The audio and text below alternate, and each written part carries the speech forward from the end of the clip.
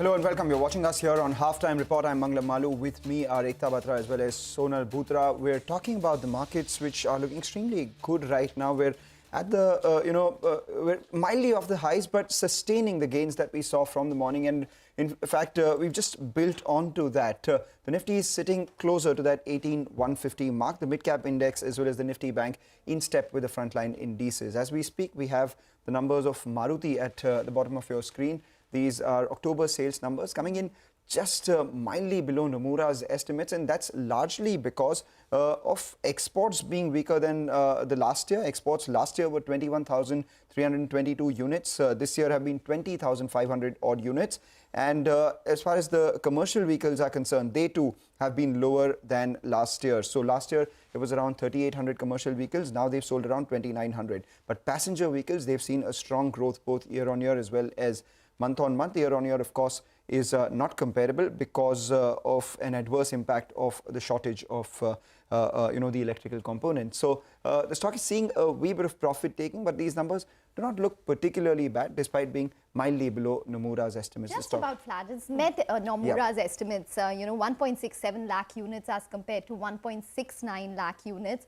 Total sales down around 5% on a month-on-month basis. Just want to point out that yes, there is a lot of momentum in the markets at this point in time. There is the Fed meet which is in focus, and that would determine probably how we would move in the next couple of trading sessions. But a lot of stocks in terms of momentum, fresh 52-week highs for a lot of stocks such as Bharti Airtel, Sun Pharma. So earnings continue to be on our radar. But we have a company lined up soon. Oh, yes, we do, guys. So Data Mathematics, that is the stock on our radar today. Company reported its Q2 earnings last week, that is on Friday. The net profit came below the estimates, down quarter-on-quarter basis, while revenue and EBITDA saw a growth quarter-on-quarter. Rahul Kanodia, the Vice Chairman and CEO of the company, is joining us now to discuss the earnings fine print and a lot more. Mr. Kanodia, good afternoon. Thanks a lot for joining us.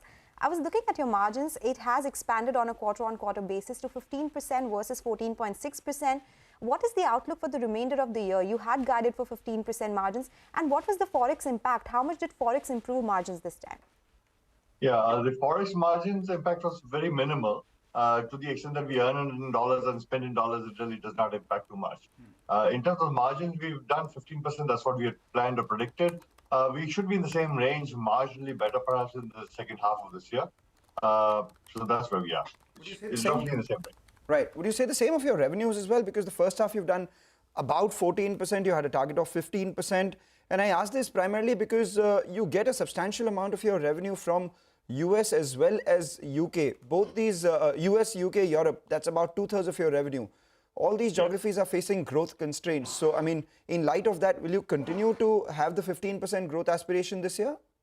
Yes, I think so. The reason is that we do have a little bit of cyclicality in our business. Q3, which is Q3, Q4, which is really for us Jan, Feb, March, tends to be a little higher than the other quarters.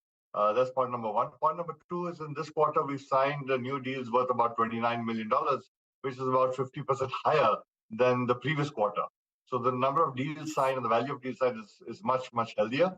And the pipeline looks very healthy. So I'm confident that we will certainly achieve those numbers. Okay. Digital operations is around 42% of your sales, Mr. Kanodia, and revenue was down close to around 3% on a Q-on-Q basis. And your EBIT margins came off as well to around 22.7% versus a little over 23% last quarter. What were the headwinds that you might have faced there? No, some of it has got to do with the cyclicality in the business that I just referred to. So in Q3, Q4, that should improve. Also, the reason the margins come down is that we ramp up headcount and get into the preparation mode for the business that's going to come in the next quarter. So you take a little bit of a hit on margin because you've sort of built up the headcount, and then that revenue comes in Q3 and Q4. What are we expecting in terms of margins within this particular segment, considering that you are ramping up your headcount? Would there be any incremental pressure in, say, the next quarter, next 2 quarters? No, I don't expect any pressure. In fact, the margin should improve a little bit. It was at 22.7%. It should go up to 23, 23.5%, certainly. And the digital experiences also remains healthy. So I don't expect any downward pressure. So that is about digital operations, digital technologies. That is a pain point in terms of negative margins for you.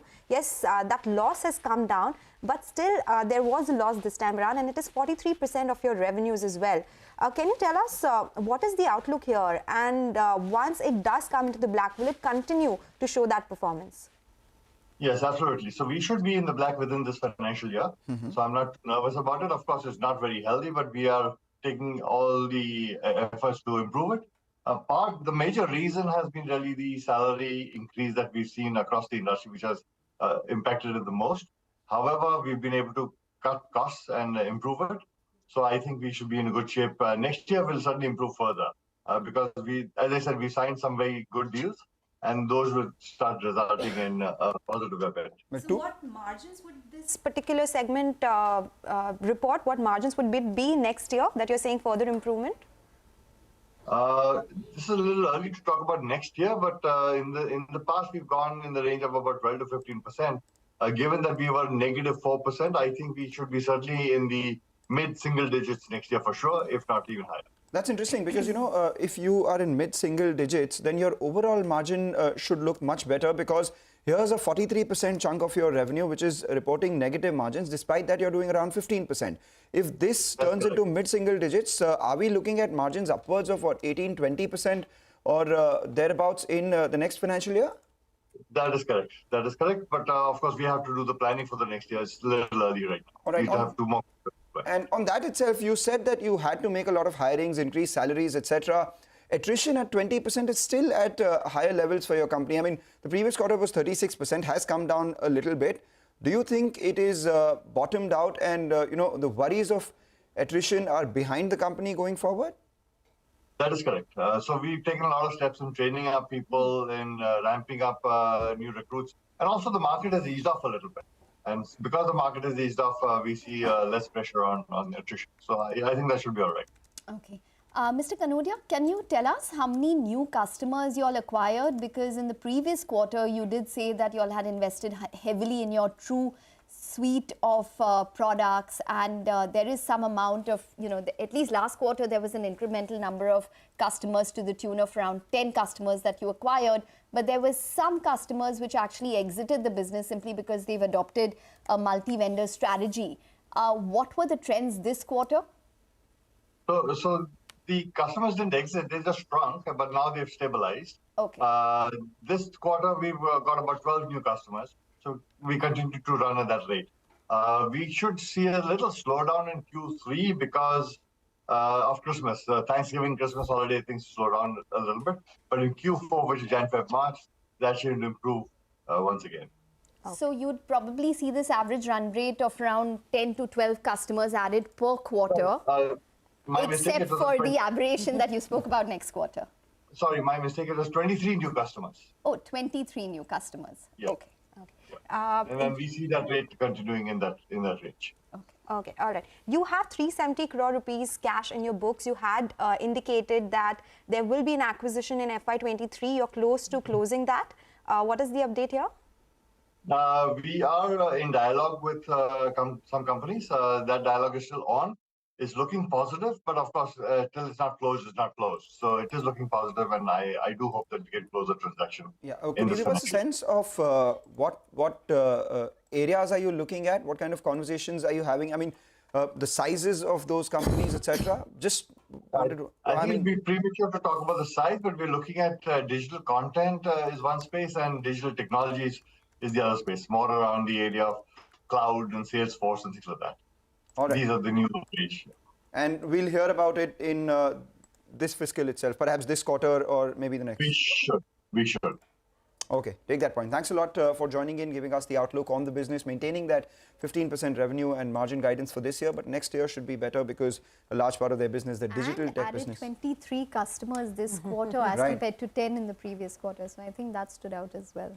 We'll watch out for all of that as it comes by and the acquisition. So all of that keeps the stock up almost 2%. We slip into a short break, come back. On the other side, we'll talk about healthcare delivery stocks. They've been buzzing around ahead of their earnings. Stay tuned. Welcome back. You're still tuned into Halftime Report on CNBC-TV18. Well, steady going for the markets. Couple of stocks from the broader markets from the metal sector. They are doing really well at the day's high. We have NMDC, Hindalco, Hind Copper, SAIL. All of them are at the day's high. Tata Steel reported really weak set of numbers. So of course, there has been reversal in prices, but these stocks, they are bucking the trend today and seeing highs of the day today. We also have Ashok Leyland's numbers which are flashing for you. 14,863 units in the month of October, which is a 34% increase on a YY basis, and it is slightly lower than Nomura estimates, but still the stock is seeing cuts. It's actually at the day's low. It's down 2%. Numbers are largely in line, or so to say, mildly lower than what Nomura was estimating this time around. But in the broader markets, what's really doing well is the healthcare delivery stocks and hospital stocks. They're buzzing in trade. Ekta, what's happening here? Well, a lot of these companies are still to report their numbers, so maybe there is some amount of optimism ahead of that. So I'll start with the entire diagnostic space.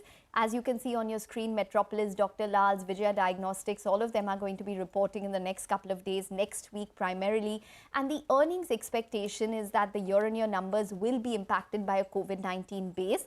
The street hence is going to be tracking the non-COVID-19 revenue, especially on a sequential basis, quite closely to understand whether the base business is picked up or not. So hence the competition on COVID-19 sales, the impact of the incremental competition that we've seen in the diagnostic space will be watched quite closely, and the subsequent impact on the margins will also then follow. Now, in terms of valuations, as you can see, there's a strong correction in terms of valuations for all of these stocks.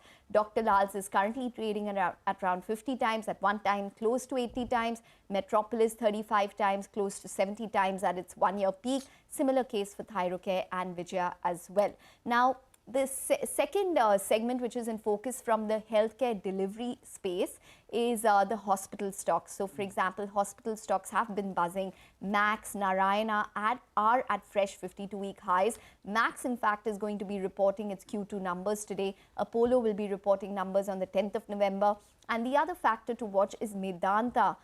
Their over 2,000 crore IPO is going to be opening for subscription on the 3rd of November. So a lot of action within the entire hospital space in the next couple of days. Expectations from earnings, hospitals are expected to grow in terms of revenue on account of the fact that electives are increasing, resulting in higher occupancies, higher average revenue per occupied bed, and increase in international patients on a Q-on-Q basis simply because it started picking up last quarter. So the momentum is probably expected to pick up this quarter. Watch for a performance from other verticals as well, such as digital, diagnostics and home healthcare. Valuation-wise, all of them are quite expensive. Apollo Hospital FY24 basis trading at over 20 times. And if you look at it, though, it's been a correction for a lot of these stocks from their 52-week high, especially for the likes of Apollo as well as Fortis. All right, so that's the hospitals and healthcare delivery space. Just keep an eye out on the market, though. We're mildly off the highs right now, and that's primarily on account of the Nifty Bank. Nifty Bank's brought lower by ICICI Bank, which has seen a wee bit of a correction from the top down, almost 1.5%, and currently at the low point. And the other one is Reliance. Reliance had been doing well for the last few trading sessions, so has come into a wee bit of profit taking on that counter as well. But the weight of Reliance actually shows on the Nifty, as a result of which we've seen some shaving off from the highs on the frontline index. Still sitting with gains upwards of 18,100. So that is something that we'll be watching out for. The other stock on our radar that we have, a robust order inflow coming in on L&T. The second quarter, Vivek stands by with more details on that one. Vivek. Well, that's right. It was a good quarter as far as L&T is concerned. The order inflow was something that markets as well as analysts took quite a bit of heart from. In fact, the company has indicated that it is on track to achieve the top end of the indicated order inflow margin band at 15%. So, it was a 12 to 15% update that they'd given earlier, likely to be at the upper end. We spoke to the management, some of the key takeaways from our conversation with them. Number one, the soft EPC margin was something that was a bit of a concern, which is why you did see a little bit of a cool off as far as the stock price was concerned. Management, however, has said that the commodity prices were a one-off. Also, project mix was a one-off this particular quarter. quarter, negative project mix. They believe that softer commodity prices from now on will actually indicate that margins start recovering from FY24 onwards. However, there are concerns that the company may not be able to meet the targeted margin band of 9.5%. When you're also talking about some of the key updates, the road assets, L&T has indicated that in this particular quarter itself, they would be signing an agreement to sell and divest the complete road asset portfolio. And this is something that analysts believe will actually help improve the ROE profile. They expect to complete this divestiture by the end of this particular fiscal year, with some delays that could be accounted for on the back of expected approvals that will be required. Hyderabad Metro, again, this is something that the management indicated that they are now on track to reduce the debt significantly. Also in talks with the government to further go ahead and sell some land parcels nearby, but the planned divestiture may be delayed by a couple of years. You're talking about the ROE guidance, very important development that the management has indicated that they are now looking forward to annually increasing the ROE by 1 to 1.5% every year. Brokerages are very bullish. Macquarie saying that major disappointment was on account of the margin miss. CLSA says that fourth quarter FY23 onwards, you will see margins improving significantly. HSBC believes that ROE improvement will be seen on the back of divestiture of non-core assets. Okay, all right, Vivek, thank you so much for joining us with that analysis. The stock is off the lows by around 2.5%. In fact, earlier today, we spoke to R. Shankar Raman, who's the whole-time director and CEO at L&T, to discuss their Q2 performance. Listen in to what he had to say. Assets are in form of the stake in IDPL, because the IDPL is a subsidiary that is actually holding all these assets. Every asset is unique, so it has its own discrete cash flow. Being a very price-sensitive information, before the document is inked, I am not authorized to announce the value. But suffice to say that we are getting a fair value for the assets that we are exiting. We are into the documentation discussion phase, so I expect by the time this calendar year is out, we would have inked the document. Like anything else, I think we need a hell of a lot of approvals from various authorities. So that is going to take 3 to 4 months for getting the various NOCs. Okay, so from one heavyweight to another, from L&T to Tata Steel, which is losing in trade on the back of what was a disappointing second quarter. Nigel is here with the analysis on the quarter gone by for Tata Steel. Well, that's right. Tata Steel's numbers were disappointing, actually. We have the consolidated EBITDA number as well as the consolidated margins. Well, they missed our estimates by quite a large margin. Now, for Tata Steel, as we always say, the segmental breakup or the geographic breakup, that's most important. So there were two big reasons, actually, why the operational performance was weaker. One was steel prices were weak. The second factor was there was no benefit of falling raw material costs. So it was a double-edged sword, actually, in the past quarter, which should reverse from year on. Focusing on India, we were working with an EBITDA number of around 11,000 rupees per ton odd. It came in a little south of around 9,000 rupees per ton. And it's been on a declining trend. The European business, well, out there, the EBITDA per ton came in at around $115 per ton, more or less a line or mildly better than what we are working with. The net debt number as well moved up by close to 17,000 crores because of three big factors. They purchased NINL, which is bulk of that 17,000 crores increase. And the other factors that played out was CAPEX, as well as they paid out a dividend. Now, the problem going ahead is that Europe seems to be in a bit of a sticky spot, and the profitability could decline from year on, while the benefit of coking coal cost, lower coking coal cost, will flow in as well. CLSA, well, they have downgraded the stock, and they have reduced the target price to around 90 rupees odd. The key factors they highlight is India. Yes, the margins will improve. However, for the European business, that will be under pressure, and that's why they have cut their EBITDA estimates for the next couple of years by around 18 to around 20%. Back to you. All right, Nigel, thanks a lot for that. So that's about Tata Steel. Take a short break, come back, get you more on the markets and individual stocks.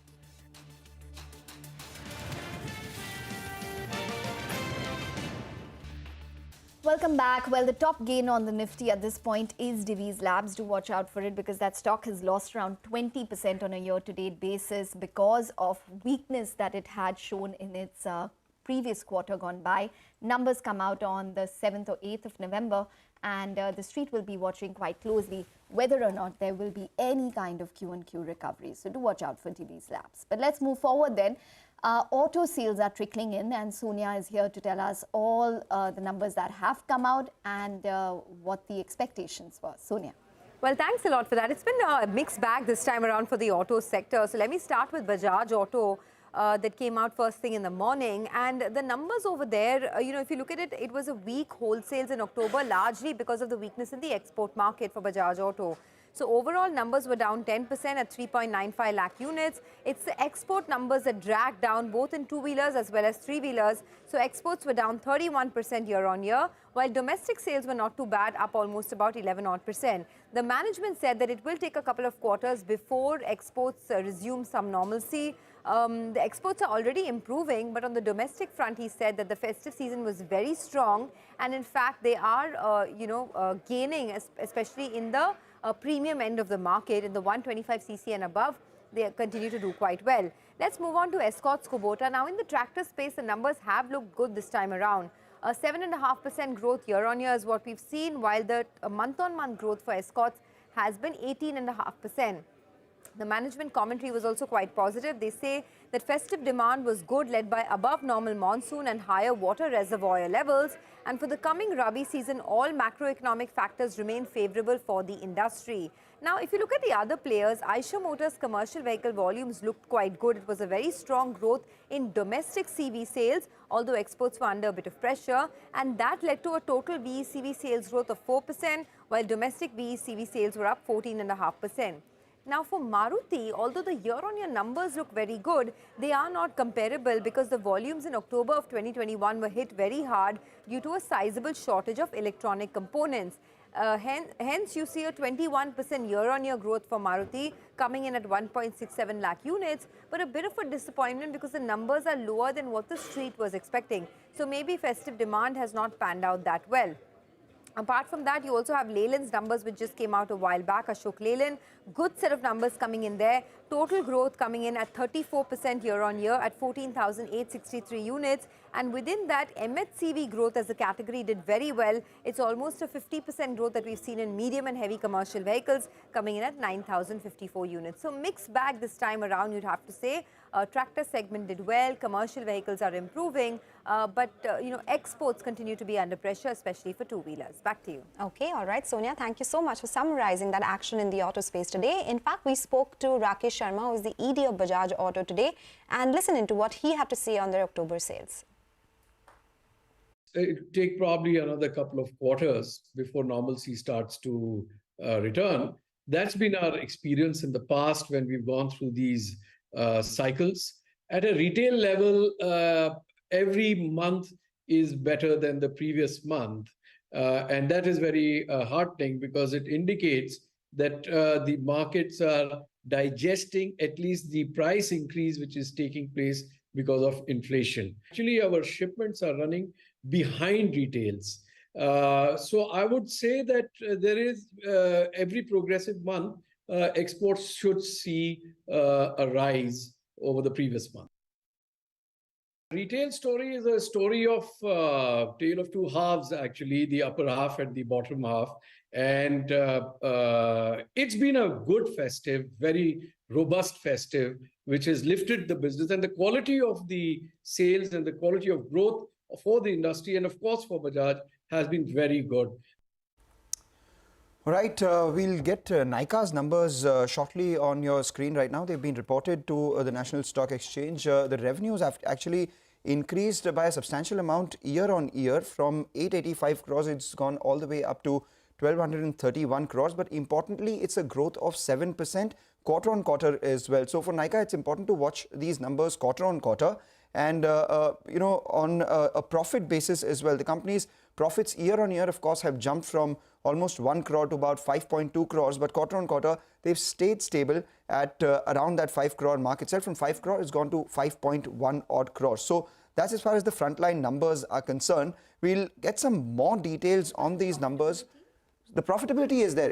They've made a 5 crore profit. This compares with 5 crore quarter on quarter and about 1.1 crore year on year. So we'll just get some more details right now. But the frontline numbers, as they are up for you on your screen right now. Quarter on quarter, there's a decline. 4.1 crore compares with 4.5 crores. And this is basically profit attributable to equity shareholders of parent. But if you just take a look at the net profit for the period itself, it has been stable. So that is something that we're watching out for. Importantly, the number that you'd be looking at should be their EBITDA as well as the revenues. Revenue 7% growth quarter on quarter. The earnings before interest and tax have increased quarter on quarter from 8.3 odd crores to 8.7 odd crores. So we'll get that calculation up for you.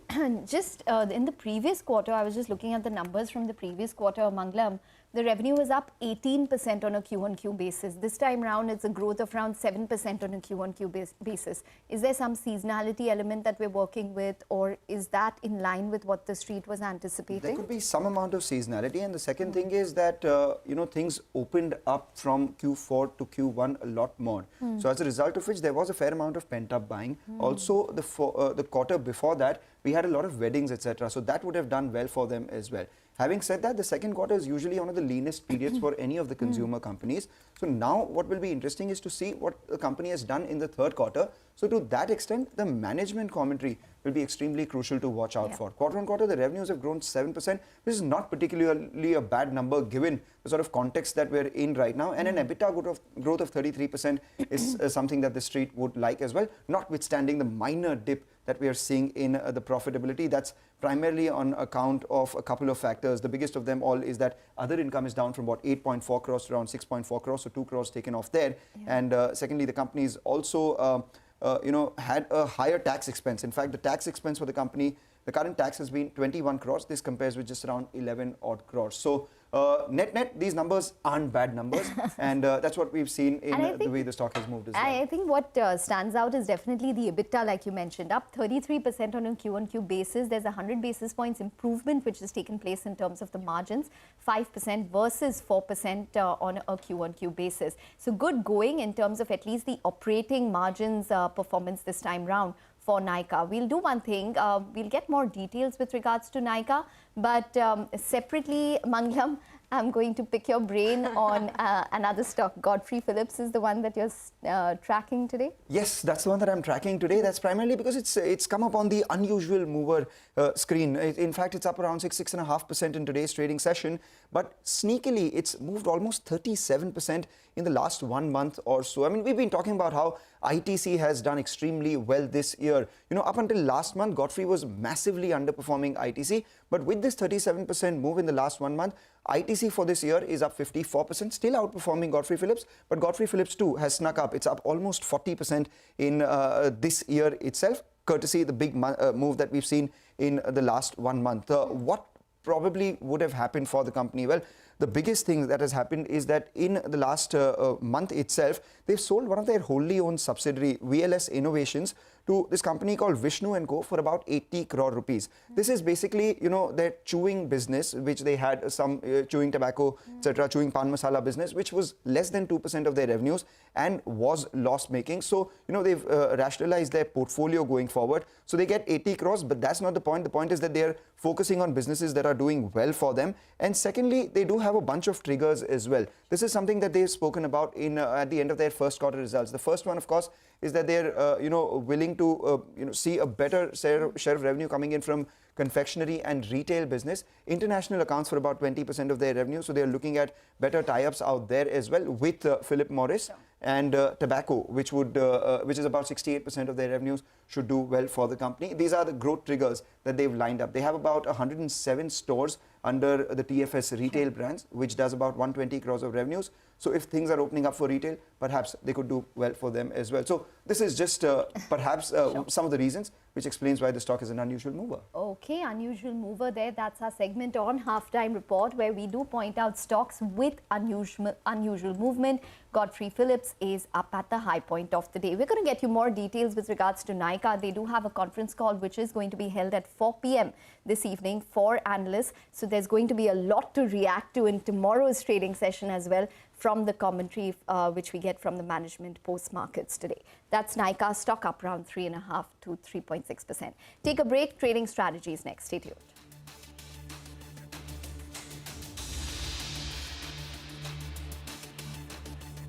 Afternoon, this is that time of the day where we take a look at what's taking place in the FNO space at the middle of the day. And what we've seen so far is a massive short covering at the 18,000 call. Yesterday, we saw short covering at 17,900. And now that the Nifty is formidably above that 18,000 mark, we are seeing short covering there. Put writers are extremely active at 18,100 and 18,000. And yesterday as well, FIIs wrote almost 50,000 short put contracts. So that's telling you that the bulls will now look to defend 18,000 now that we've conquered it. But the interesting part over here right now is what the heavyweights are doing. The Nifty is just less than 2% away from its all-time high. And if you take a look at the top 6 heavyweights on the Nifty, Reliance, HDFC Bank, Infosys, HDFC and TCS, together they account for about 37% weight on the index. All of them are down anywhere between 11 to 20% off their 52-week high, even as the Nifty is about 2% away from its 52-week high. So once these guys start moving, will be interesting to see whether Nifty goes from there. Just 2 heavyweights on the Nifty are close to their 52-week highs. It's ICICI Bank, which has 8.1% weight, and ITC, which is about 3.9% weight. So 12% of the index close to 52-week high, but 37% still about 11 to 20% away from its all-time highs. Okay, all right. That is the FNO setup. So let's do one thing with that. We'll go to our technical expert, Sachidanand Uttekar of Trade Bulls, is joining us now to discuss the trade setup for today as well and the technicals. Sachidanand, good afternoon. We are comfortably above that 18,100 mark right now. But do you think we'll be able to sustain those levels? Because for the longest time, the resistance was at 17,900 to 18,000. Good afternoon, Mangalam. Good afternoon, Ekta. Clearly, I think Nifty is approaching that historical supply zone of 18,300, 18,400. But so far, we have not really seen any, signs of exhaustion. Despite of the fact that the Nifty put call ratio is at around 1.48, its daily RSI is trending above 68. But if you look at the ADX, that is something which is complementing towards the fact that this particular momentum that has been generated at 17,900, it may continue further. So the ADX on the daily scale has broken above the 25 mark, and that is a good sign of continued or sustained momentum. So as of now, the sequence of gap sequence that we have seen in the last week, we are seeing the fact that this particular runaway gap which was established in today's trading session could hold on as an elevated support level.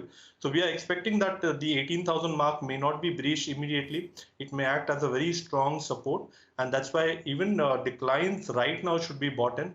We're expecting this particular rally to continue towards 18,200, 300 kind of a zone. So building longs would be a healthy strategy. Keep a stop loss at 18,020 when it comes to Nifty.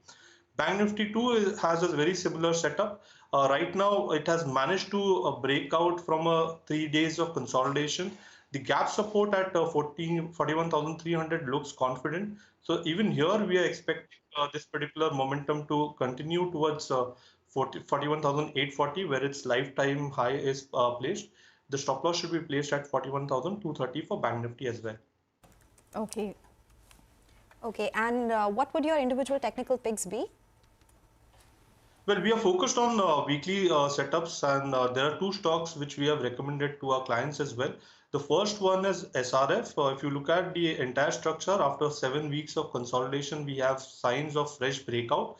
If you look at the weekly RSI, we are seeing a positive crossover there, indicating fresh momentum. So we are expecting this particular move to continue towards 2,700, 2,730.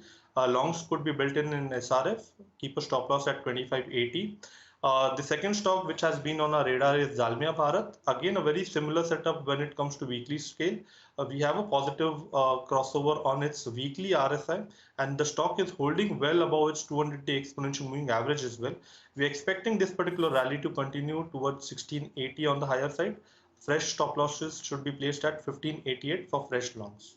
Okay. All right. We're going to leave it on that note. Thanks very much for joining in and taking us through the technical setup of the markets. We need to take a short break, but we're going to be focusing on 2 stocks once we're back. Bharat Electronics, which is higher, and Motherson Sumi Wiring, which is down close to 6%. Stay tuned.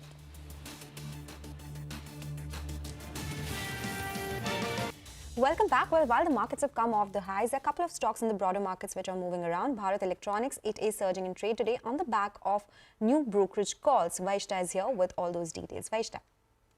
Sonal, thanks for that. BEL is the stock which is surging in trade today, and this is because the street is quite happy with the BEL results which were released in the past week and which were more or less in line with estimates. In fact, the stock has rallied nearly 50% on a year-to-date basis. Q2 results were out, and the management is quite confident on maintaining 15% revenue growth in FY23, while the lower band of the margin guidance has been revised upwards from 21-23% to 22-23%, and in the long run they are expected to touch even 24%. The order inflows are also comfortable, and the management is confident of crossing 20,000 crore mark. Also, Bharat Electronics has recently set up a new plant of lithium-ion cells and battery packs in Pune recently. The announcement of the fourth positive defense indigenization list includes some 40 items, which provides further revenue growth potential specifically for BEL and of course for other defense manufacturers as well. Now, in terms of brokerages, the street is actually quite confident on the long-term growth story of the stock. This is because it has a strong order backlog and an order pipeline. The recent MOU in hydrogen fuel cells. There is also diversification in newer business verticals like hydrogen fuel cells, EV batteries. There is a greater focus on exports. They are expecting $60 million of exports in this year. There is also a ramp up of the non-defense businesses in the e-mobility, in the metro, in the railways, in the smart cities, etc. Now, Jefferies has a target price of 130 rupees on the stock, which means an upside potential of 23%. And for Phillip Capital, it has a buy rating with a target price of 122 rupees. All right, we take that point. Thanks a lot, Vaishta, for that. Earlier today, we caught up with Vivek Chand Sehgal, who's the chairman at Motherson Sumi Wiring India, to discuss the company's business outlook going forward. Let's hear him out. We needed two very urgent plants, one in Chennai, one in Bangalore.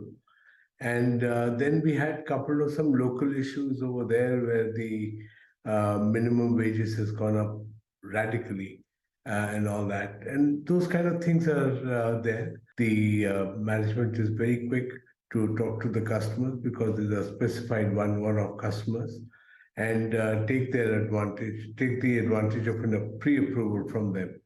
So I think this thing would not really affect so much. It'll get normalized very quickly.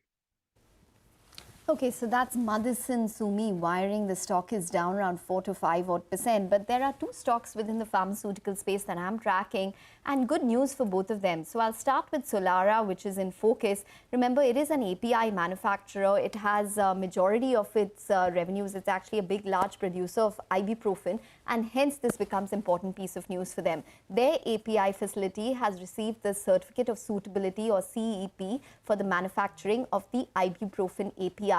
Now, this is received from the European regulator, which is basically the EDQM. Now, Solara has received CEP approval for two manufacturing facilities totally that it has for ibuprofen API. So the other one is in Puducherry. Now the company will be supplying from both the Vizag as well as the Puducherry facility when it comes to ibuprofen API.